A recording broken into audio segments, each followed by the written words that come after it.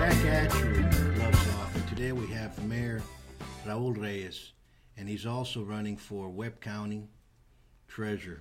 How are we doing today? I'm doing good. Thank you so much for having me. Well, tell me, what's going on with the race? How about that? Well, it's been a very long 10 months. 10 months in which I've had the opportunity to meet with thousands of people, talk to them, hear them, share my plan, my 4-point program, why it is I'm running for Webb County Treasurer.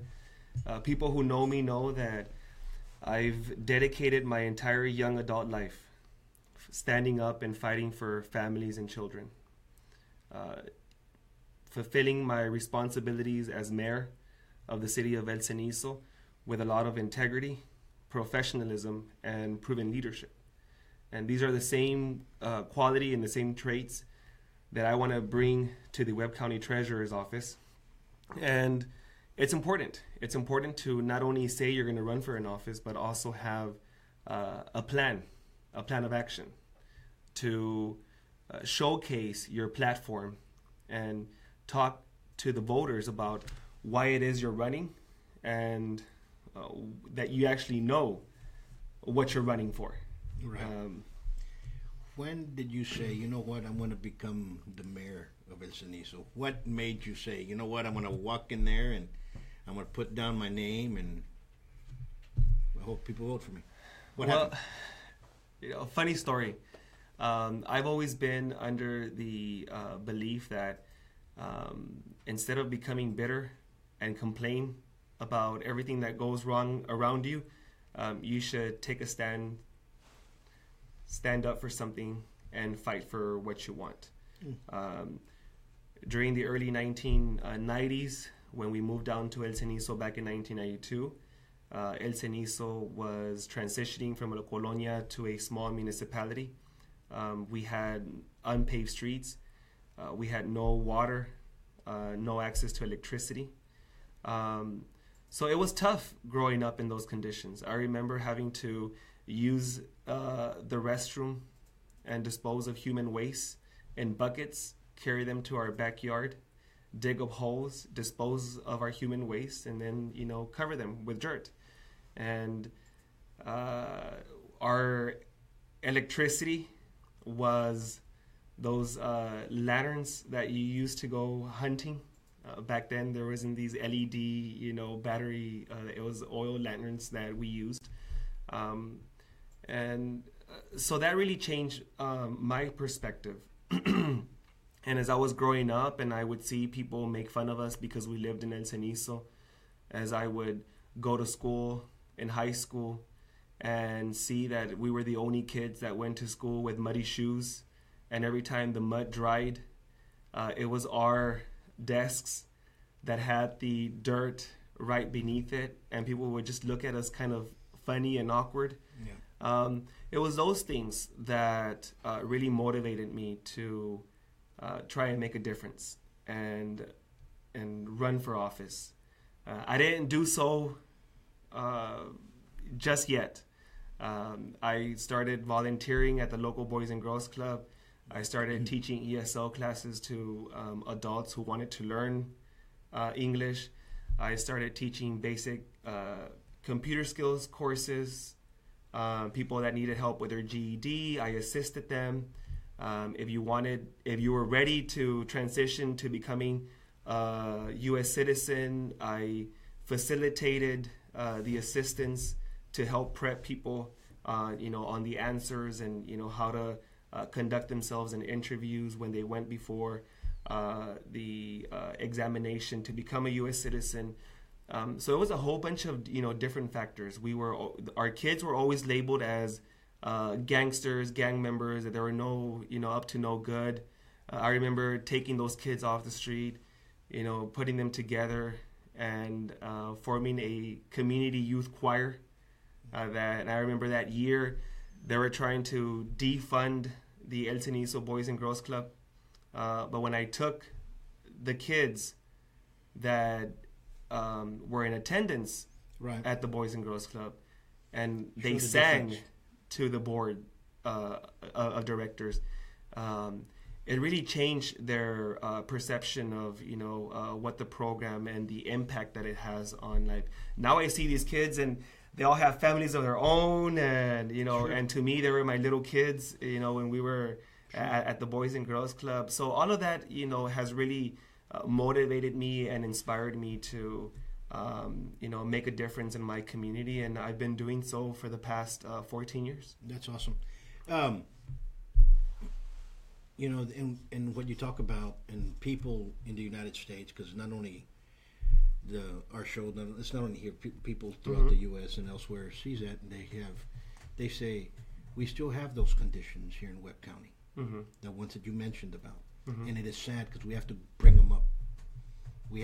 Everybody has to fight to bring them up, and I'm glad that you stood up and have changed that. But we still have those colonias that do Absolutely. not have water, that do not have sewage, and we have to bring. People say it doesn't happen in the United States. It happens every day. Oh yeah, it does, and we need to step up to it. It does, and we have to change it. And I think that change, it has to come from the whole community to understand that.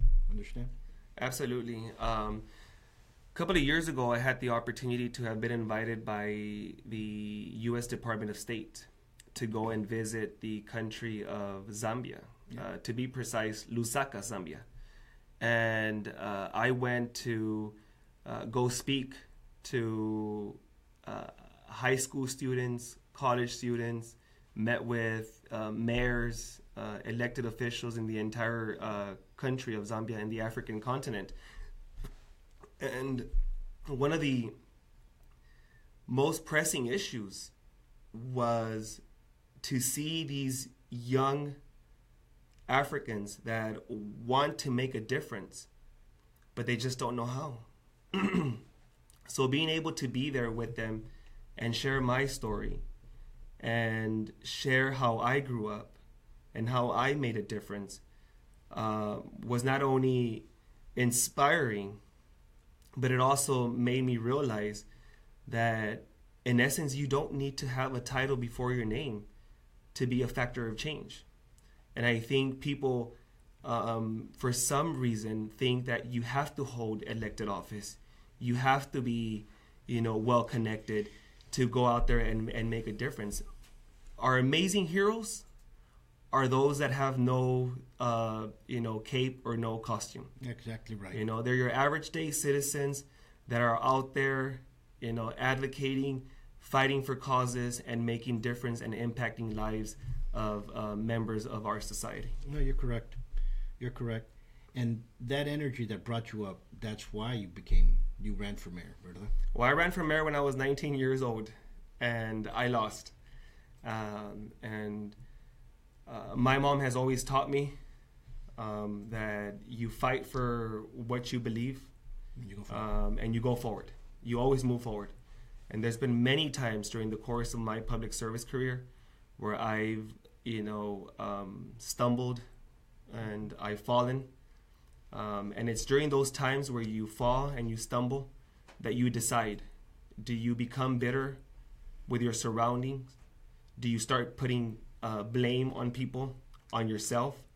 Or do you just block all the negativity out of your life and move forward, get back right up, and keep moving forward? That's exactly right. And I've been so blessed by the people of my community who have elected me for 7 consecutive terms to represent them, to continue fighting for them, and doing all I can in the capacity as mayor of El Cenizo to not only fight for them, but also to expand and fight for families and children and stand up for them, not only across Webb County, but now across the entire state of Texas, and in essence, our whole country.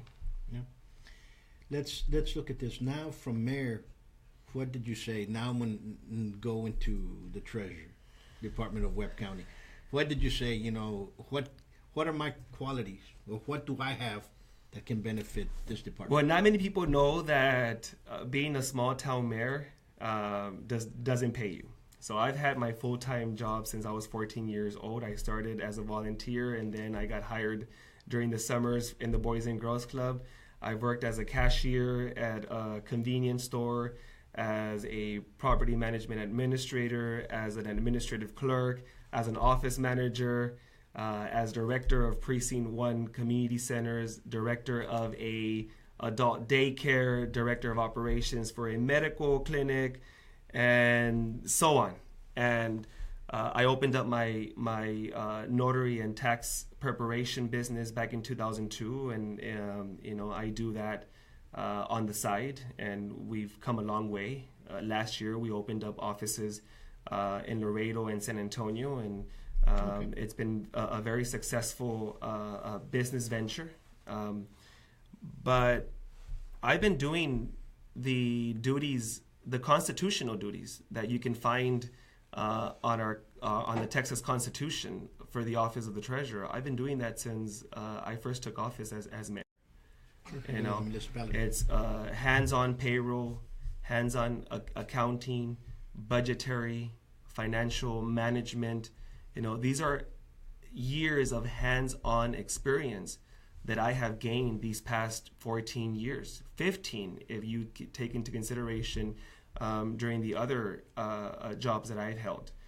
So I have the experience. Not only that, I'm the only candidate running for treasurer that actually has a bachelor's and master's degree. I have a bachelor's in business administration and a master's in public administration.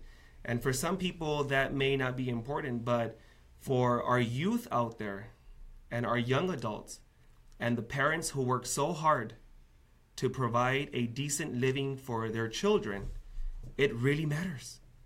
Because now you have parents telling their children, you see, if you work hard and you continue your scholastic endeavors and you continue to pursue higher education, you will become qualified for not only elected offices, but for positions that demand the expectation of having some type of, university education. True. Where we have our current treasurer, Delia Perales. She's been there for a very long time, and she was, she's done a good job. What do you say, Raul Reyes is going to come inside, and I'm going to improve on this, or there's some issues that need to be done that I can work around it and change, modify? What ideas do you present? Well, I've been campaigning that I'm running for Webb County Treasurer to bring energy and innovation to Webb County. And not necessarily just in the Treasurer's office, but Webb County in general. There's a lot of times where we restrict the offices, or we put restrictions on ourselves as public leaders to think outside the box, to do more with the elected position that you hold, to be able to impact in a positive manner the lives of the people who you represent and the community as a whole. Okay. So what I want to do is I want to ensure that we increase community outreach efforts, that we ensure that our senior citizens, people with disabilities, our veterans are aware of the exemptions for which they may qualify. Now, some people might argue that's not the job of the treasurer, but yes, it is. Providing that knowledge not only to our families that are most in need will enable them to get the exemptions for which they may qualify for, that will reduce their property taxes. Sure. And that's important because there's a lot of veterans, there's a lot of senior citizens, a lot of people with disabilities that don't even know that they qualify for exemptions. And as we know, it's not that the tax rates keep on going up, it's the property valuations that keep on skyrocketing, that in essence, what happens to be 1 year you pay $5,000 in property taxes, the next year you'll pay $5,500, and it just seems like it keeps on going up and going up and going up, and there is nothing to showcase for. Absolutely. And that's one. The second thing is we need to protect the integrity of county investments. The county invests over $54 million. We need to find innovative ways to not only protect the county's investments, but also generate a maximum rate of return, so that in itself will allow that we maintain property taxes low. Yeah. So that the next time that the Commissioner's Court is contemplating on maybe potentially having to increase taxes because there is a budget deficit, then the Treasurer's Office will be able to go before Commissioner's Court and say, you know what, we have made out of smart investments this much money. So that way you can offset the deficit by this amount and not have to, go to the extremes of considering raising people's property tax. Now let's touch base on there's two things that you said. And one, we're going to touch base on the investment. Mm-hmm. The first one that we're going to touch base is everybody that I've interviewed says that there's things wrong with the county, that they have to bring them forward, mm-hmm. in essence. What is actually wrong with the county? What do we, as a community, as public officials, what do we have to do to make the county of Webb better? We need to get engaged in our county politics. That's what we need to do as average citizens. Of course. Get engaged, demand that our elected officials not only act ethically, but at the same time act in a respectful manner, and that they are as transparent as they can be. Is that one thing that you see that's and that's one of the things that I'm going to do in the Treasurer's Office. The Treasurer's Office handles over 74 bank accounts for 150 funds that include the general operating funds, that includes grants and other operating funds that the county operates and conducts Sure. business. So you better bet that I will be as transparent as can be, because this is taxpayer dollars. And people want to know, what are we spending, or what is the county spending money on? Exactly. Are we as bad as, we are? And people need to understand. And it's not enough just to publicize the fiscal budget. No, you have to your average citizen isn't going to understand or comprehend a 300 plus page document with so many figures and so many numbers. No, they won't. They just want to know, how much money are we, receiving in property taxes? How much money are we receiving in sales tax? And where are we spending the most? And saying that route, now going into the investments, does a treasurer have, how can I say, if, for example, you say, you become treasurer, I'm going to invest $2 million. Do you have to go before the county court and say, we're going to invest it in A to Z, or you can do it by your own lonesome? Well, we're restricted through constitutional restrictions. Okay. So it's not as easy as people, may make it seem to be. Okay. Obviously, you are entitled to that responsibility based on your duties as the treasurer under the Texas Constitution. But I will always go before Commissioner's Court and share my plan with them, because at the end of the day, they're the policymakers. Of course. They're the ones that will handle the budget. What I can contribute to all of this is that I've been the chief financial officer and budget officer for El Cenizo for the past 14 years, and I've been able to do a lot with less. Our annual budget is approximately $350,000, and we've made tremendous strides and improvements in the delivery of services and in improving on our infrastructure based on successfully managing taxpayer dollars. See, that's what we need. We need to successfully manage. Yeah, absolutely. And you need someone that actually has that hands-on experience. I know that there's people out there that claim to be accountants and that, you say that, we should elect an accountant, not a politician for treasurer. Well, I beg to differ, because the treasurer's position is a supervisory, higher management position that oversees the entire department. Yes.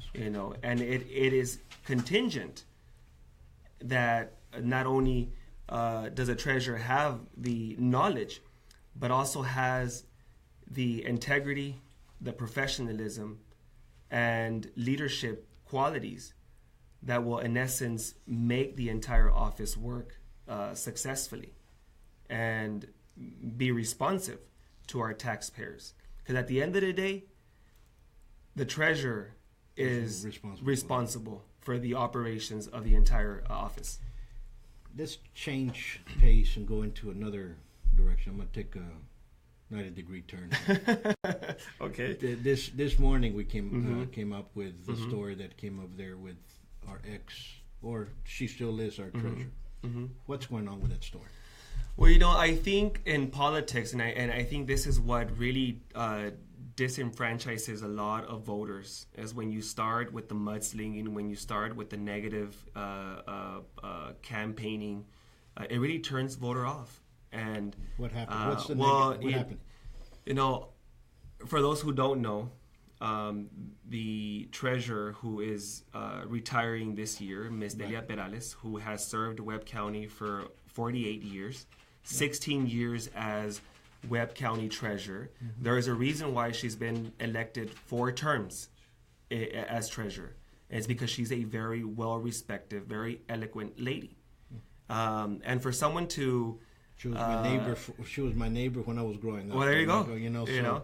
And people who know her know, she's a very admirable lady, very knowledgeable. The treasurer's office is what it is today because of her. Sure. She's attributed to actually creating the county's first budget, so she has extensive experience.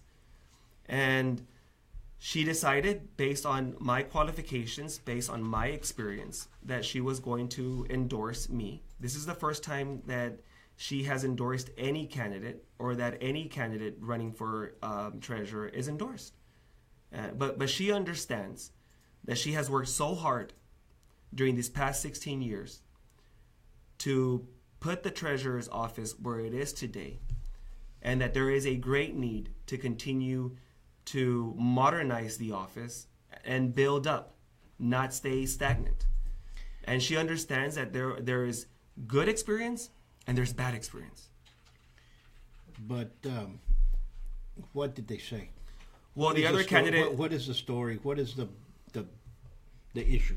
The other candidate that served as deputy treasurer, which, by the way, you can actually ask for open records requests from Human Resources, and you'll find out that he was actually terminated for insubordination.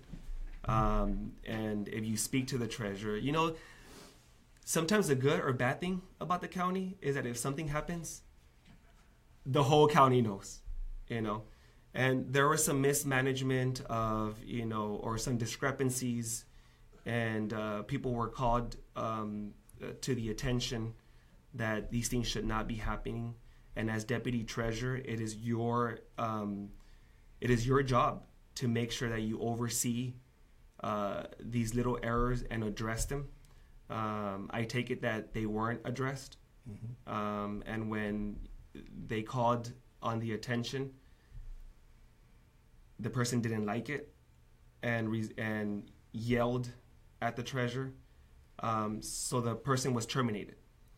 This same person is the person who's now accusing the treasurer of having been, in essence, asked in exchange for her endorsement that she hire a relative.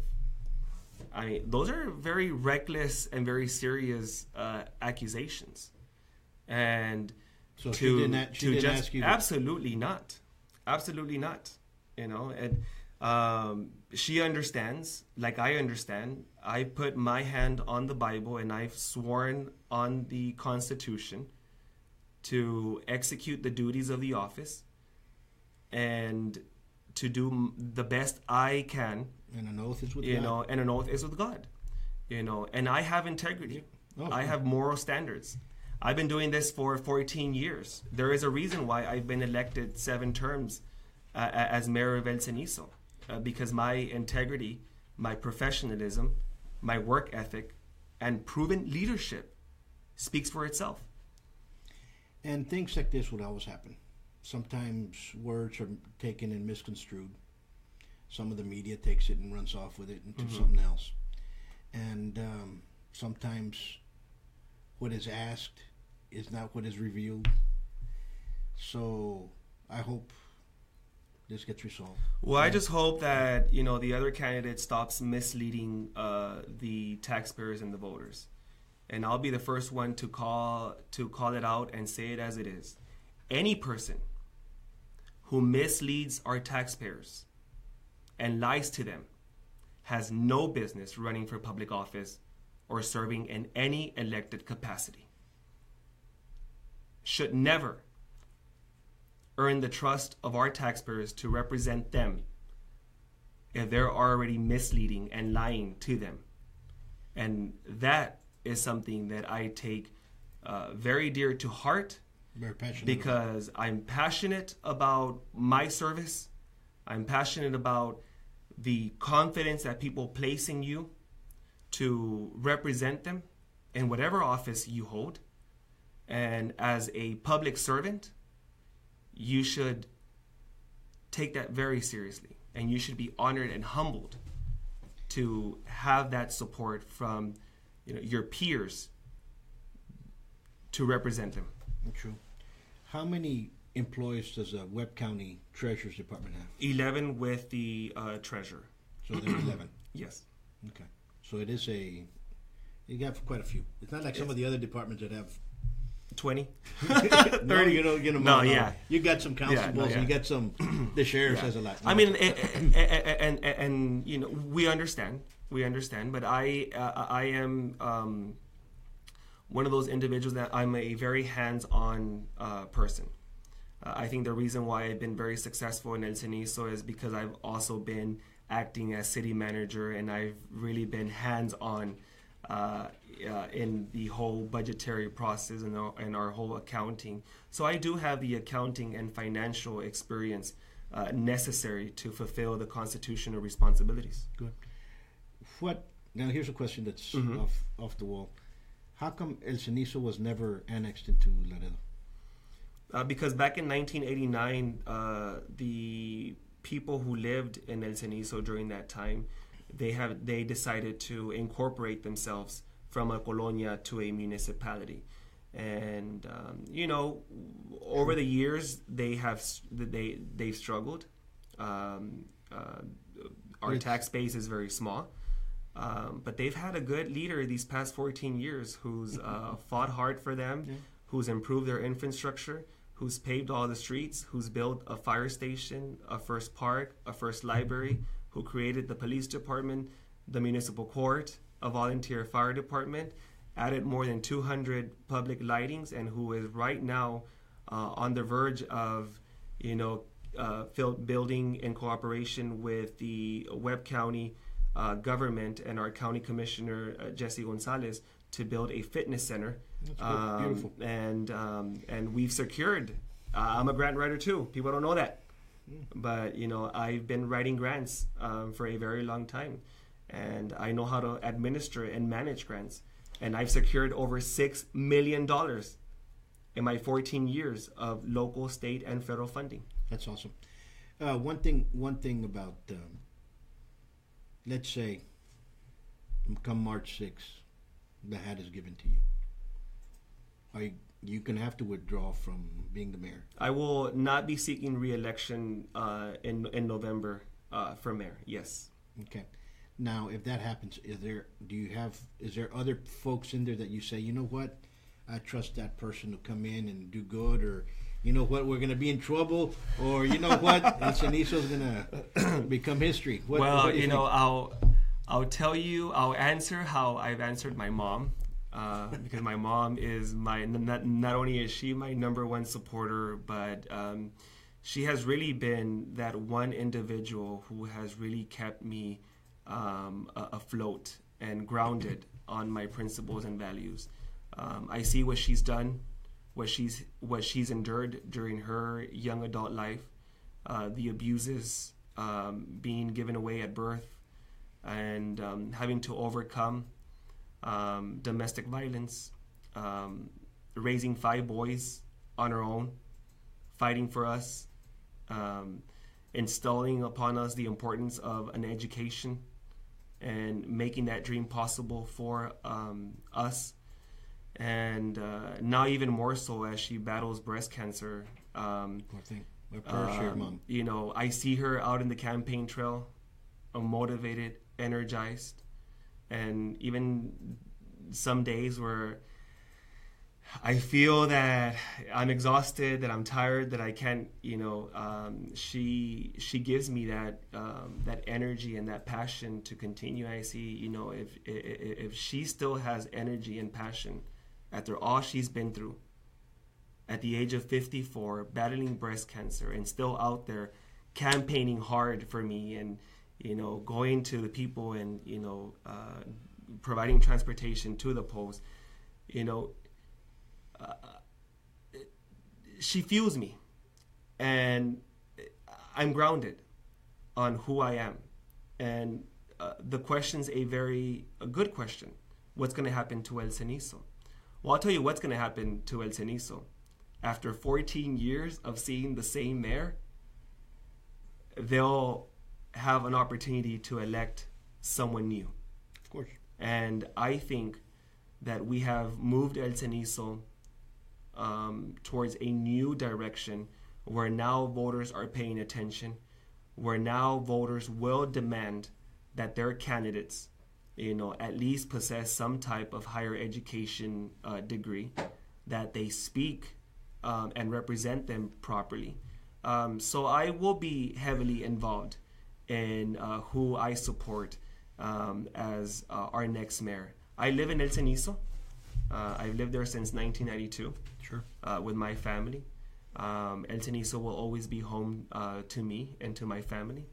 And I joke around sometimes where I'm excited to cast my vote for our next mayor in El Cenizo, because now I get to be the one going to city council meetings and complaining about, you know, stray dogs and, you know, why my trash isn't being picked up on time. But, you know, I'm going to miss it, obviously. But right now, before we go into the November elections and decide what's going to happen, you know, in El Cenizo, I am very committed to the voters of Webb County.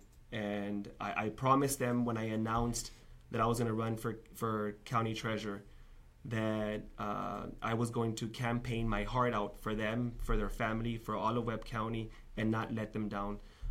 So I'm focused right now on continuing to share my message, to share my plan, my qualifications, my experience as to why I want to be their next Webb County treasurer. True. Things will change. And, you know, and March 6th is around the corner. Okay, a lot of people said early votes till 2-3 months away, 4 months away. Early votes right now. It happened like this. And you brought out a point that people in El Cenizo are well educated about who they're voting for. Webb County needs to start, it's changing. And this is out, now I address it to the folks out in Webb County. Folks, you guys have to go out there and vote. Exercise your right to vote. And I tell this to the Republicans, don't go out there and vote straight ticket. Go and vote your conscience. Go pick the Democratic ballot up, and enough of the egos, and start voting for folks in there, because those are the ones that are representing you. There's no Republican right now in this election. Mm-hmm. Okay? Go out there and vote Democrat. Period. Start going out there and start filling out that little ballot. Why? Because guess what? If you just sign off on one party, you just threw your vote out at this time. Well, that happens in November. In November. But right now we have the primaries, and you know it's important to really participate in these primaries, because these are the people that are gonna, you know, Fortunately here in Webb County, the majority are Democrats. The majority of voters are Democrats. So it's very uncommon that you'll have Republican contenders in the general election. Right, but I was there the other day, and a couple of guys came in there and says, "But there's nobody in the Republicans, so I'm not going to go vote." I said, "Go in there and vote." Yeah, I can't go vote because I'm Republican. No, you can't. You just say you want the Democratic. Absolutely, and then you can cast your vote for whoever you want. November, go cast your vote for whatever. But we need to, because why the majority are Democrats, and we need to pick the most experienced individuals to run our offices, plain and simple. Well, I just asked the voters of Webb County to start a movement to vote for someone who's experienced, tested, and proven. I have been working very hard in this campaign, and I've been as truthful as I can be. I've been very open about my experience, about my education, about my qualities. I know what the office and the workload entails, and I will be ready on day one. I really do believe that that the voters of Webb County have an opportunity right now to really start a movement, to really engage in what's going on in their local county government and start electing people who will represent them. And I am the only candidate who has pledged that I'm going to donate 10% of my salary towards scholarships. And that's smart investments. Right now, as president of LULAC Council 12, we fundraise year-round for scholarships. And what we do is we partner up with the national office, and they match. Yeah. So we send over $18,000 every year, and we get a 60% matching. And that, in essence, turns those $18,000 to $28,800. That's awesome. Because sometimes small organizations, and something that you might, I would talk to earlier, back in 1994, I chartered LULAC in Irving. And I was a president for 2 years, and I got out because of certain issues that went on there that I thought the visions were a little bit different. But LULAC has done a lot of stuff, especially for scholarships. And for small organizations, when you have a national organization that's going to match you dollar to dollar to a scholarship, it means a lot. Oh yeah, it does. 500 turns to 1,000. $1,000 goes a long way for some college student. Funny story. And I wouldn't have gotten my bachelor's degree if if it weren't for LULAC. LULAC was the only organization that believed in me and gave me a $500 scholarship when I graduated back in 2001. Yeah, and right now I'm gonna ask you this question because Roger Rocha is my cousin. Oh, okay. And Roger stood up. And what do you feel about what happened to Roger, or what's going on? I think it shouldn't be. I'm very saddened. I have been on the news pretty much saying that, people at one point or another make mistakes. And I do blame President Trump. President Trump has a history of saying one thing and doing the complete opposite. I stand by the president because right now the League of United Latin American Citizens is the only organization, the only Hispanic Latino organization that actually has a seat at the negotiating table with respects to immigration reform, with respects to DACA, with respects to our dreamers. There's a huge and this misconception. And this turmoil, really jeopardizes the entire organization. But I understand the membership because there is a reason why we have the procedures and the National Assembly in place, and unfortunately, did he talk? What happened? What occurred? Because I just found out the other day. It was a letter that he sent up there that he was in agreement and he had to understand it. And then you have to resign. What's going on? Well, I think it was a letter that he sent without the approval of the national board. and it really went against what the National Assembly, which is when all of the LULAC members in the entire country get together, and we dictate resolutions, policies, and this is what we want for the upcoming legislative session.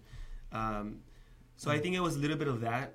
But I really do believe that it was, misinterpreted, unfortunately, and only because, the president has, and this is the president of the United States, has a history of saying one thing and doing the complete opposite. Like what?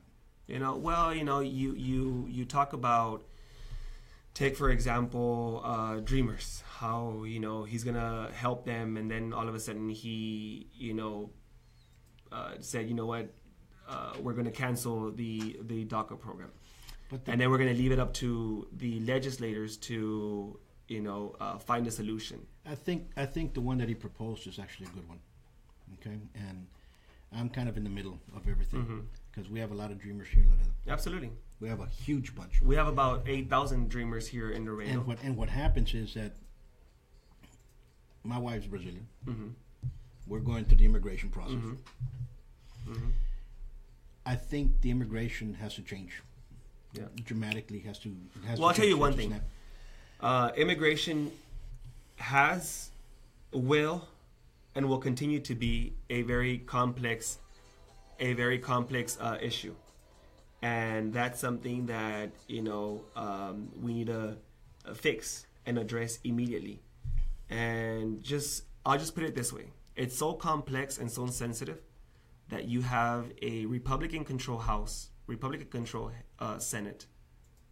You have a Republican president, and yet we still can't address immigration. The problem that I see, let's forget about all that.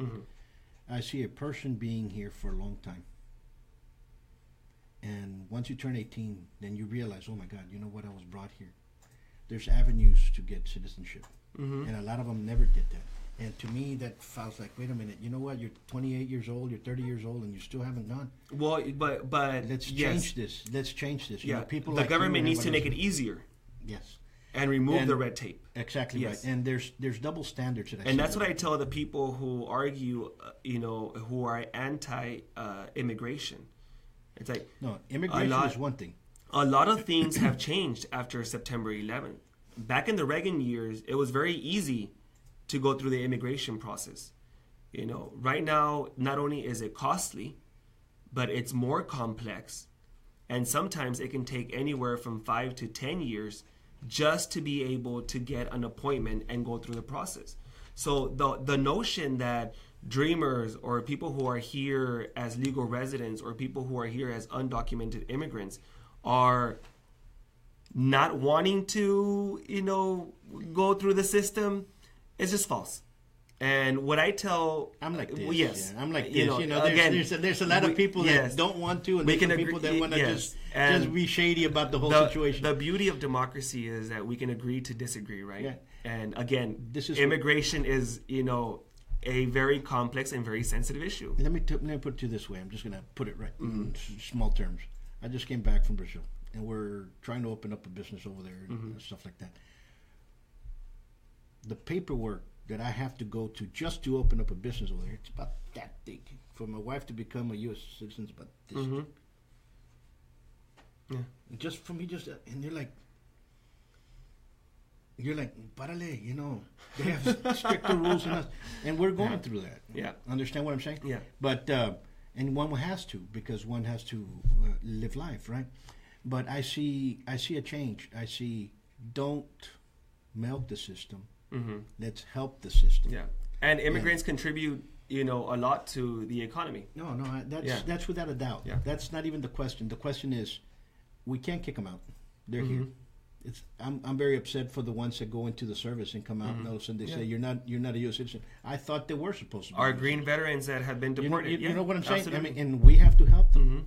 So our immigration system needs to be revamped. Period. We can't just accept everybody else, but maybe guess what? You guys are here now, resident aliens. Let's start the process. Yeah, absolutely. Yeah. Let's help them out. We have to. Because these are our neighbors. there are people who No, have... they're not our neighbors. They're our citizens now. They're exactly. the ones that live here. Absolutely. Okay, there's a difference between there are neighbors who live right next door to us. And these are, families and people who we sit next to at church. People who we've probably shared, a dinner table with. You're absolutely correct. And they are taxpayers as well. And they contribute to the local economic development of our society. That's not even in the question. We already know that exists. The thing is that we have to help them out. Absolutely. And but if we grant them all citizens, all of a sudden we'll have 10 more years. We have the same problem again. Yeah. Now we have to really realize what we have to Absolutely. do and help each other out. If they're here, they're going to school here. Hey, wait a minute. You know what? This is a process. The county has to come up with a solution. You know what? How many of you all are here? This is the office or a federal, how can I put it, a agency. You guys are this. You guys have to come in here. You have an attorney. Let's get this paperwork going over and over and over and over. I have a student that's been going through this for the last 10 years. I know.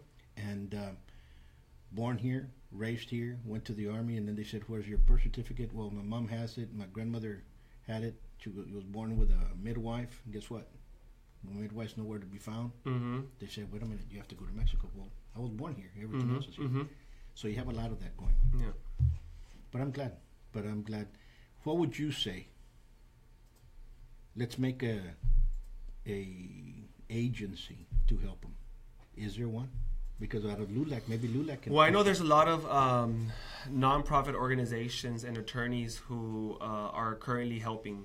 I know the ACLU of Texas and the ACLU nationwide is another, organization. Do we have one here in Laredo? LULAC Council 12, no, but we have one out of San Antonio and the Valley, McAllen, who actually, provides these services. We have a Laredo Immigrants Alliance here that have been very active with respects to DACA and with respects to Dreamers. But I do agree that there needs to be more emphasis on providing a solution to this. And to be honest with you, if we really want to fix the immigration problem, and our way to do it is to go out to the polls and vote. Vote for people who have solutions. Vote for people who are going to make a difference. People keep on saying, people keep on saying that we have that Texas is a red state. Well, yeah, it's a red state because we don't go out and vote. We have over 100,000 people registered to vote in Webb County, and only 32, 34 in good elections go out and exercise their right to vote. That's what I tell the Republicans. We have a lot of people that just wait till November. No, go out there and vote now. Yeah. Exercise your right to vote. Why? Because you cannot be... Because these are our policymakers. You cannot be complaining. I'm going to make a little slogan on the hat. It says, if you don't vote, don't complain. You can't bitch if you don't vote. You know. But yes. You know what I mean. Yes. So when you have them complaining all the time, I go, "Did you vote?" Oh no, because they're all Democrats and we're Republicans. Go out there and vote. I agree. Plain and simple. If you're not voting, quit complaining. You know what I'm saying? Makes sense. It makes sense. So folks need to get that chip off the shoulder. If I'm right or left, it's the same. It's the same burden. Two different. Yeah, this is our community, and we all live here, and we just need to make the best of it and move forward. One more thing to your community. Yes, I've been serving in the capacity of mayor for the past 14 years, fighting for families and children my entire young adult life. And now I'm asking for the opportunity to serve you, your family, and all of Webb County as your next Webb County treasurer. I'm experienced, I'm tested, I'm proven. I have the integrity, the professionalism, and the qualities and capabilities to not only fulfill the constitutional responsibilities of the treasurer's office, but at the same time do even more to help our constituency in the entire county and really bring energy and innovation to the entire county as a whole, and of course to the Webb County Treasurer's office. It's one thing to complain. It's another thing to go out there and be, a champion and be a factor and contribute to change. And if you allow me the opportunity to serve you, I promise you, I will work my heart out for you, for your family, and all of Webb County. And we'll do good things in the Treasurer's office for all of you. We'll implement that 4-point program. We'll save taxpayer dollars, and most importantly, we'll keep property taxes low. Good. Folks, go out and exercise the right to vote. There's certain early voting sites. Martin High School has one. Martin High School doesn't have one anymore. Doesn't have it anymore? Did they move? There are mobile units. Okay, so where's the mobile unit now? Well, you can go on to my Facebook page at Elect Raul or Raul Reyes for Webb County Treasurer, and we have a list of all the early voting sites. There's 5 permanent early voting sites. The Billy Hall Administrative Center that is in downtown. Right. We have Finley Elementary and the Mines Road. We have the City Hall Annex. We have the South Laredo Public Library. And we have the Laredo Fire Department. It's no longer Providence. I know people have been asking. They moved it right across the Laredo Fire Department Administration Building on Delmar.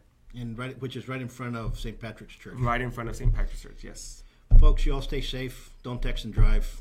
And have a good weekend. And again, thank you. Thank you. Safe.